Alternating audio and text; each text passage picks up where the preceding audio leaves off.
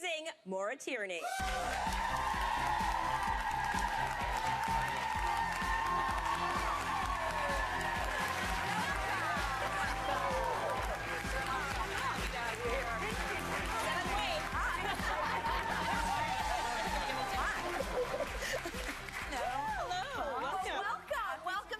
To the big show, as we say here. First of all, we say congratulations to start, because as we said right off the top, your show's only been on for one season. It's already garnered 2 Golden Globe wins. Yeah, I know. What? And the critics love it, the fans love it. I've got to ask you, do you get the sense when you read that pilot that, you know, they're this coming is to get me? That's because your show's on fire. Yeah. So do you feel that when you get that pilot, is there a sense that, you know, we're on to something? I felt like when I read it, yes, because of the way the storytelling is on the show. You know, it's 2 POVs. It's Noah's POV and Allison. So the husband and the sort of mistress. And I hadn't seen that before. That was really unique to me. So I felt like it was special. And then, you know, the scripts kept getting better and better and better. So it was really fun. Yeah. You just touched on something, that the affair is told from 2 different points of view. Right. And so as a result, your character, Helen, comes across very differently depending on that lens. She's like 2 people. Like almost, 2 different which is a lot why I wanted to do it. So if it's through the character, you know, Dom, who plays my husband, it's also the same event with 2 different memories. It's not different stuff. So he remembers me as sort of very warm and capable, kind of a relaxed person. In her memory, I'm quite cold and very austere. They make me look prettier. My hair's nicer. I have more makeup on. So it's fun because it's like 2 different women.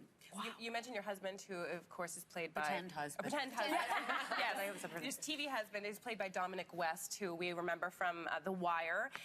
You play high school sweethearts who have been together for 20 years, have a big family. You have incredible chemistry on the show. So did that happen right away, or did you have to sort of work on that? Well, as I said earlier today, it probably happened when he called me Laura at the table read, which was funny. He said, "Hi, Laura, nice to meet you," which he says he didn't say, but he did.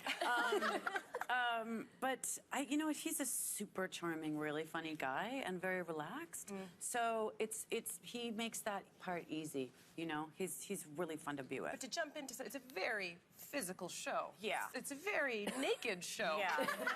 So does that just come easy? Right? I could take my clothes off right now. No, it's not that easy. But again, I mean, it's a lot because of Dom. I mean, Ruth has to do a lot more of that than I do because they're having the affair. But there is, well, it's about an affair, so there's a lot of sex on the show. But the sex tries to be sort of about the storytelling, and he has a great sense of humor, so it helps. Even though it's really awkward, he's funny, and he was on The Wire, so he did that before. Like on network TV, you make out and they cut. There's no pretending to have sex on, you know, network TV. So he had done it before, so. It's helpful. Yeah.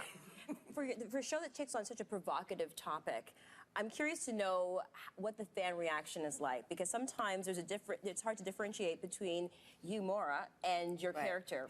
So what has been the feedback, and whose side are they on? A lot of people are on my side. Yes, I would imagine so. Which is nice. But I think people also sort of think I'm an infidelity expert, which I am not at all. So they're sharing their tales of woe? They're sharing their tales or asking about how do you know, and I'm like, I don't really know. Your spouse is cheating.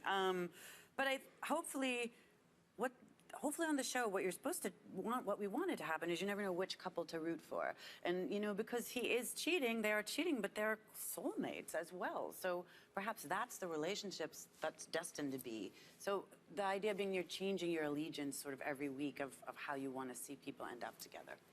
Great TV. You've also had such an illustrious career on television. Like, we've all been fans of you for many years.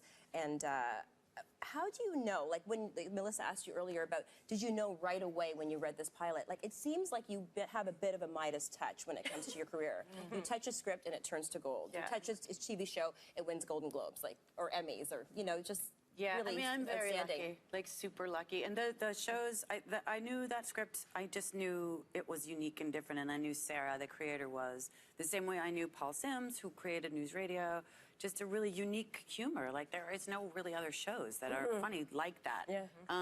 Even 20 years ago. News. Again, 20 years But when you say that, it's like, I can't either. Someone told me. I was like, holy cow. Anyway, that happened. But 20 years happened. But he was a really talented, great writer, and then John Wells was. So I think it's the writers. I've been really lucky to work with great writers that write great roles for me, so I get to do great stuff. So that's the really lucky part, I think. I need to get back to News Radio because it was one of my all-time favorite shows, and it is celebrating its 20th anniversary. So is there a particular memory, something that stands out for you? There are. I mean, I had so much fun on that show, but I remember we had to do this episode where I think the show was called The Real Deal with Bill McNeil, and me and Phil worked a lot together, and I had to like sing like The Real Deal with Bill McNeil theme song. And I even think that's the episode that Jerry Seinfeld was on. Wow. Which like he came and did an episode because we weren't doing great in the ratings, and Seinfeld came and which is a huge favor to do for us. So I remember that, and working with Phil was great. Yeah. That's something that pops into my head. But I mean, I had fun with everybody on that show. you mentioned your great co-stars. One that really sticks out in my mind, because I'm fangirling right now, is David Bowie in 1991's The Linguini Incident. The Linguini Incident. Yeah. We understand that you have a pretty amazing David Bowie story. Can you share that with us? Well, yeah. Well, he was my idol. And I remember first listening to his music when I was 12 or something, thinking, oh, this is like what it's supposed to be, you know? And I played a waitress in this movie that my friend Richard directed, and David Bowie was the star, and I just had like one scene with him, and my friend had told me that he liked the Pixies, and I love the Pixies, so I somehow managed a way to like work the Pixies into my conversation with David Bowie. And then he was like, oh, I love them, they're great. And then at lunch, he sent his assistant out and bought like all these Pixies albums and invited me into his dressing room, and me and David Bowie hung out listening to the Pixies. Oh my gosh. Did you dance? Whoa. Did you ask We just did we didn't dance. Oh, no. no, that's Cynthia's dance. And I understand that you The had, Pixies are a little faster than right, that. and you spent some time with David's wife, Iman. She was there. I didn't spend time. I think she was. There was like one dinner one evening, but didn't spend time. But that's like right when he met her at that time. Wow. So it was amazing. Thanks, Maura. Thanks for sharing. Thank you Anytime. so much. Season 1 of The Affair is now streaming on Crave TV, so you can catch up before the series returns for Season 2 later this year. And we'll see you after the break.